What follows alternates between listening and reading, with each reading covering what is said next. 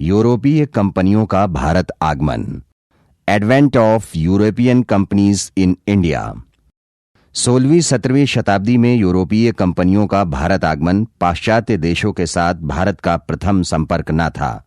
प्राचीन काल से ही भारत एवं यूरोप के मध्य घनिष्ठ व्यापारिक संबंध रहे हैं, कभी द्रुत कभी मंद गति से, लेकिन ये संबंध सदैव विद्यमान रहे हैं।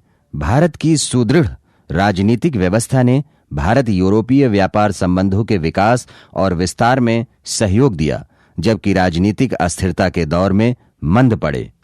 भारतीय उपमहाद्वीप पर सभ्यता के ऊषा काल अर्थात सिंधु सभ्यता काल से लेकर मौर्य काल, गुप्त काल, चोल काल, दिल्ली सल्तनत और मुगल काल से होते हुए भारत पश्चिम व्यापारिक संबंध आधुनिक काल में एक नए भिन्न रूप में सामने आए। भारत की दुर्बल सामाजिक राजनीतिक परिस्थितियों के कारण यूरोपीय व्यापारियों के व्यापारिक एवं वाणिज्यिक उद्देश्य क्षेत्रीय महत्वाकांक्षा में बदल गए और परिणाम ये रहा कि भारत कालांतर में ब्रिटिश साम्राज्य का उपनिवेश बन गया। भारत यूरोपीय व्यापारिक संबंधों के इतिहास पर संक्षिप्त दृष्टिपात करें तो ईसा पूर्व में सेल्यूकस की पराजय के पश्चात चंद्रगुप्त मौर्य द्वारा शुरू किए गए मैत्रीपूर्ण संबंधों तथा उसके पुत्र बिंदुसार द्वारा स्वीकार की गई यूनानी शासकों की मित्रता से पश्चिमी देशों के साथ भारतीय व्यापार को प्रोत्साहन मिला।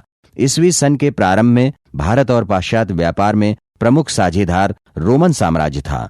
ईसवी सन की प्रथम 2 शताब्दियों से संबंधित साक्ष्यों से पुष्ट होती है कि वर्तमान में भारत के पांडिचेरी में स्थित अरिकामेडु उस काल में भारत में रोमन व्यापारिक केंद्र के रूप में विकसित अवस्था में था। कावेरी पत्तनम, जो कि चोल साम्राज्य की राजधानी थी, वे यमन व्यापारियों के आगमन के साक्ष्य तमिल रचनाओं में मिलते हैं। मौर्य काल, गुप्त काल और परवर्ती सल्तनत काल और मुगल काल में भी यूरोप से दूतों के आदान प्रदान के ऐतिहासिक साक्ष्य उपलब्ध हैं। वहां से चलते हुए हम 15वीं शताब्दी में पहुंचे तो इस काल में भारत यूरोपीय व्यापार के 2 प्रमुख समुद्री मार्ग थे। नंबर 1 लाल सागर से होकर गुजरने वाला मार्ग तथा नंबर 2 फारस की खाड़ी से होकर गुजरने वाला मार्ग। इस दौर में भारत के पूर्वी तट अर्थात कोरोमंडल तट के प्रमुख बंदरगाह थे। पुलिकट एवं नागपट्टनम भारत के पश्चिमी तट के प्रमुख बंदरगाह थे। खंभात, गोवा, सूरत, द्वीप तथा धाबोल 15वीं शताब्दी के उत्तरार्ध में एशिया के व्यापारिक मार्ग पर मुख्यतः अरब व्यापारियों का नियंत्रण था, जबकि यूरोपीय व्यापार पर इटली, वेनिस तथा जिनेवा के व्यापारियों का आधिपत्य था। उस्मानिया सल्तनत अर्थात तुर्कों ने एशिया माइनर को जीतने के बाद सन 1453 ईस्वी में कुस्तुनतुनिया पर अधिकार कर लिया। उल्लेखनीय है कि कुस्तुनतुनिया उस दौर में रोमन साम्राज्य की राजधानी तथा यूरोपीय सांस्कृतिक साहित्यिक गतिविधियों का केंद्र और यूरोपीय सभ्यता के वैभव का प्रतीक था। कुस्तुनतुनिया पर तुर्कों का अधिकार तथा रोमन सभ्यता के वैभव का पतन मानव इतिहास के मध्यकाल से आधुनिक काल में पदार्पण का एक प्रमुख पड़ाव था। इस घटना के पश्चात पूर्व एवं पश्चिम के मध्य पुराने व्यापारिक मार्गों पर तुर्कों का नियंत्रण स्थापित हो गया। इस प्रकार पूर्व की ओर जाने वाले मार्गों और पश्चिम पूर्व व्यापार दोनों से यूरोप के नवीन राष्ट्र स्पेन और पुर्तगाल बहिष्कृत हो गए। उनका सीधा नियंत्रण समाप्त हो गया। भारत और इंडोनेशिया मसाला द्वीप अर्थात स्पाइस आइलैंड के नाम से विख्यात थे और पश्चिम में इन्हें ईस्ट इंडीज के नाम से जाना जाता था। व्यापारिक मार्गों पर अराजक तुर्कों का नियंत्रण हो जाने से यूरोपियों को नए मार्ग तलाशने के लिए विवश होना पड़ा, क्योंकि उस दौर में यूरोप में मसालों की व्यापक मांग थी और भारत तथा इंडोनेशिया अर्थात ईस्ट इंडीज इसके प्रमुख उत्पादक थे। इसी आवश्यकता ने नए मार्गों की खोज को प्रोत्साहन दिया। पुनर्जागरण की वैचारिक प्रेरणा तथा जहाज निर्माण और नौ परिवहन के क्षेत्र में नई खोजों से यूरोपीय व्यापारी अन्य क्षेत्रों के व्यापारियों की तुलना में बेहतर स्थिति में आ गए।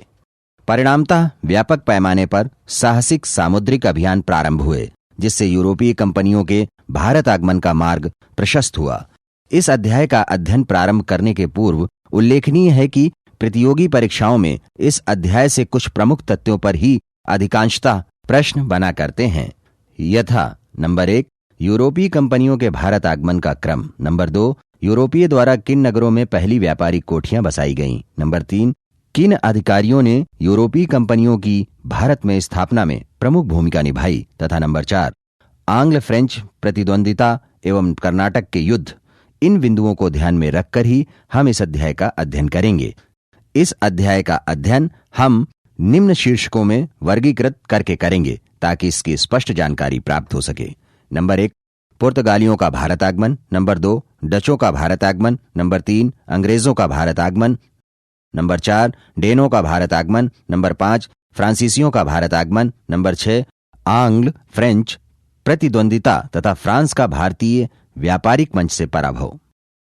इस क्रम में सर्वप्रथम हम ये जान लें कि 15वीं-16वीं शताब्दी में भारत आने वाली व्यापारिक कंपनियां क्रमशः थीं पुर्तगाली, डच, अंग्रेज, डेन तथा फ्रेंच। डच से तात्पर्य हॉलैंड या नीदरलैंड से है, जबकि डेन से तात्पर्य डेनमार्क से है।